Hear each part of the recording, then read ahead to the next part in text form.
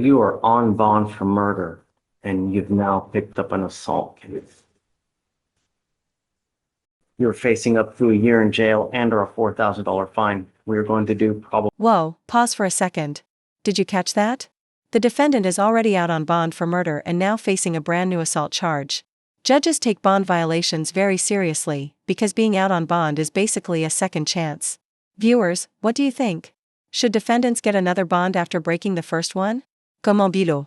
Cause you have the right to remain silent. Anything you say can and will be used against you. Thank you, Your Honor. On April 27th, 2025, in Harris County, Texas, officers were dispatched to a disturbance/unknown weapon call. The complaining witness stated she is part of the nursing staff and that the defendant has been asked to leave on multiple occasions and refuses to do so. The complaining witness stated that the defendant was attempting to get her grandfather to sign over power of attorney to her, but the staff would not allow this due to the grandfather being diagnosed with dementia.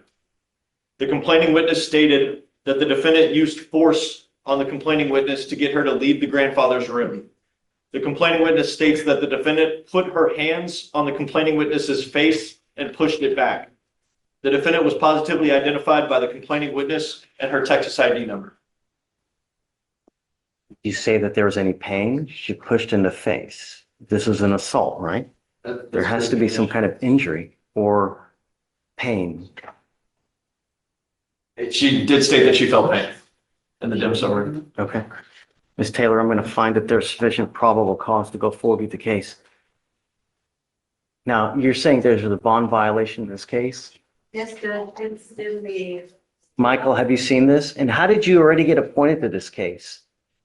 Your Honor, I was appointed sometime very recently on this case. I received a text. I don't know what day it was, but I received it looks like it was the 29th, which was Tuesday. But how was he appointed a lawyer? I'm thinking when she was in the holdover. No. How is she? I mean, I don't understand. Well, regardless, I guess I'm glad that you're appointed because right now she's got bond violations. She was ordered by the magistrate. I wasn't aware of that, Judge. I'm sorry? I wasn't aware of a BVR. This is the hammer drop moment. The judge just revoked her bond, meaning she's going straight back into custody. Notice how the defense scrambles here, trying to negotiate for her freedom. But in bond hearings, compliance is everything. Even technical violations can land you right back in jail. In this case, I actually have a BVR, another BVR today before the court. I know that. Yeah, we got you. We'll deal with that one next, but you're on bond for murder. You were ordered by the magistrate to have a GPS monitor. You have violated those conditions. Unacceptable. I'm revoking your bond. She goes with you. No. Your Honor, if I may. Yeah. Your Honor, she just was released because I met her in the holdover earlier this week, and she could not have been out of jail more than a day, two at the most. Would the court allow her to leave right now to get the device? No. Did she not get the device? There was a conflict, that's why the DVR was submitted, felony, so the magistrate ordered bond conditions, but the curfew times were not aligning with the felony conditions. So what? I mean, you still have to abide by the conditions. I mean, what did they say the conditions were? I have the paperwork right there. I'm not asking you to say anything, Ms. Taylor. The only thing I want is I want my city protected. You're on bond for this serious case, and now you picked up an assault. I mean, you were ordered to have certain conditions. You must abide by these conditions. And Your Honor? She received conditions of bond on April 28, 2025 that ordered a GPS device with a curfew of 7 p.m. to 7 a.m. On May 1st, she had an unapproved enter at 7:52 p.m. and then left again at 8:51 until basically 9 o'clock at night. Yes, Judge, and on the felony conditions, I'm looking at them right now, curfew is from 12 a.m. to 6 a.m. So that's where it's conflicting. So the magistrate ordered from 7 p.m. to 7 a.m. and on felony, their curfew was 12 a.m. to 6 a.m. I mean, she still has to follow conditions, right? There may be conflicting, but you abide by the conditions and then you come to court and you ask to, do something or maybe make them align, but you just don't do whatever you want to do and think, okay, nothing's going to happen. You're on bond for 2 serious cases. Your Honor, if I may again, Sure. this is a brand new case. Could the court admonish her? Because the amount of time, I understand that. Michael, she's on bond for murder. She's lucky to even have a bond, and now she picks up an assault. She's ordered to have a curfew, and she's just doing whatever the hell she wants to do. In this case, Judge, that's before your court. This is a brand new case, and this is her first time having any issues while on your bond, Judge. Would the court be willing to admonish her not to leave her home even for short periods of time? I don't know, Michael. I don't know.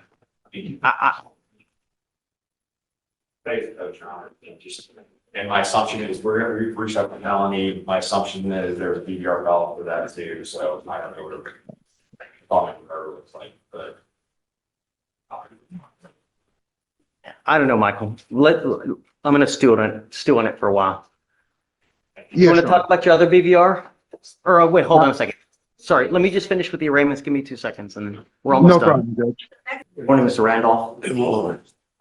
So you're charged with assault, causing bodily injury. You're facing up to a year in jail and our $4,000 fine. We're going to do probable cause. You have the right to remain silent. Anything you say can or will be used against you. You have the right to have an attorney present. If you cannot one will be appointed to you, sir. All right. The judge. Judge on. We're doing here. There's no reason for you to be looking out there. We're going to do probable cause. We have to find out what happened with the case. Judge, on April 23rd, 2025, an officer dispatched an assault call and made contact with the complaining witness, and the defendant. The complaining witness stated that he saw the defendant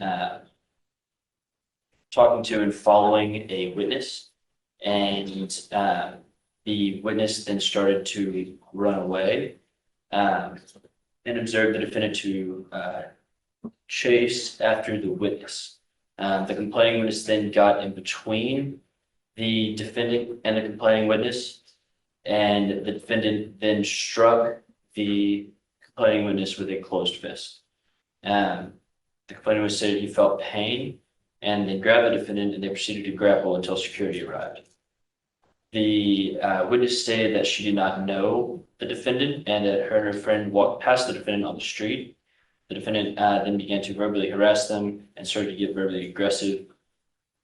She asked the defendant to leave them alone, and the defendant continued to refuse to do so, and that she began to walk away and to try and get away from the defendant, but got stuck at the intersection crosswalk. Then corroborated the facts that the complaining witness provided about getting between the two of them. You can feel the judge's frustration here. He's not just enforcing the law, he's making a statement to protect the community. Judges often balance fairness with public safety, and when they see repeat violations, patience wears thin. Quick question for you. Do you think this judge is being too harsh or just doing his job? Mr. Randolph, I'm going to find that there's sufficient probable cause to go forward with the case. I'm ordering you as a condition of your bond not to consume alcohol, illegal drugs, or unprescribed controlled medication. Do you understand? I'm ordering you also now not to be in possession of any weapons, not to have any contact with the complaining witness, and not to go to this part of the street. Do you understand? Yeah. Don't be a danger to my city, man. I'm not asking for much. I'm not in danger. I do never know these people, Your Honor. I was out. So, I need a public defender. I'll give you one. But I'm telling you now, Mr. Randolph, don't be a danger to my city.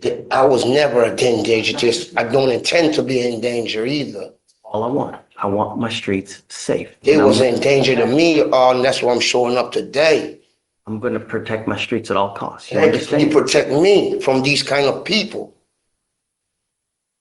I'm going to have you go to Victoria, sign a reset. After that, I'm I going do to need have, a public defending office, your judge or I already lawyer. told you I was going to give you one. Just really. I'm really scared for my life because I just did 4 years and I'm going through the same thing again in your courtroom when I did good and I'm going through all the facilities. There was never in a harm's way standing 100 feet away from these people or 200 feet. I was never 100 feet within there. Go. Exercise. And I'm the right running from to these stop. people. You're going to say something that hurts your case. Just stop. Yes, sir. I'm not asking you to say anything. I just want, I just want to also be safe in your community also. don't use any dope. Don't use any alcohol. Never was. I was sober that day. I was sober as can be, no drugs, nothing. Enjoying a beautiful day for my mama's funeral. I don't know these people. Listen, just, I'm going to have you sign a reset. I'm going to have you take your seat in the jury. Yo, I'm not done talking to you. Once you sign the reset, just take a seat in the jury box. I'm going to find your lawyer, but we need you to sign conditions. Don't leave until you sign the bond conditions. Yeah. Come on.